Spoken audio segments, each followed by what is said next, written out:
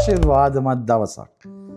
අපි මේ සතිය බලමින් සිටිය ඇදහිල්ල සම්බන්ධව. අපි දිගින් දිගටම මේ සතිය බලමු ඇදහිල්ල සම්බන්ධව. අදත් අපි බලන්න යන ඇදහිල්ල සම්බන්ධව. හේබ්‍රෝ 11 වෙනි පරිච්ඡේදයේ පළවෙනි පදයේ. ඇදහිල්ල නම් බලාපොරොත්තු වන දේවල් ගැන සාතිකය, නොදක්නා දේවල් ගැන ඔප්පුය. මේ සිංහල බයිබලයේ පරිවර්තනයේ පොඩි අඩුපාඩුවක් තියෙනවා. මෙතනට එන්න ඕනේ දැන් ඇදහිල්ල නම් බලාපොරොත්තු වූ දේවල් ගැන සාතිකය, නොදක්නා දේවල් ගැන ඔප්පුය. ඇදහිල්ල කියන්නේ දැන්. බලාපොරොත්තුව නෙමෙයි ඇදහිල්ල කියන්නේ. ඒ කියන්නේ දෙවනස කවදා හරි මාව සුව කරයි.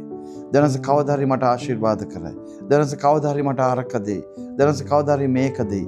ඒක ඇදහිල්ල නෙමෙයි, ඒක බලාපොරොත්තු. බලාපොරොත්තු ඇවිල්ලා අනාගත කාලයට අයිති දෙයක්. ඇදහිල්ල කියන්නේ වර්තමාන කාලයේ දැන්. මෙතන හේබ්‍රෝ 1:11 කියන්නේ දැන් ඇදහිල්ල නම්. ඒ ඇදහිල්ල කියන්නේ දැන් මට තියෙනවා. මම සුවයි. ඇදහිල්ල කියන්නේ මම සුවයි.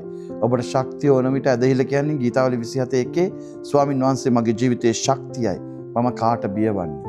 ඔබට ශක්තිය ඕන විට පිලිපි 4:13 කියන්නේ මා බලවත් කරන්නව ක්‍රිස්තුස් වහන්සේ තුල මට සියලු දේ කරන්න පුළුවන්.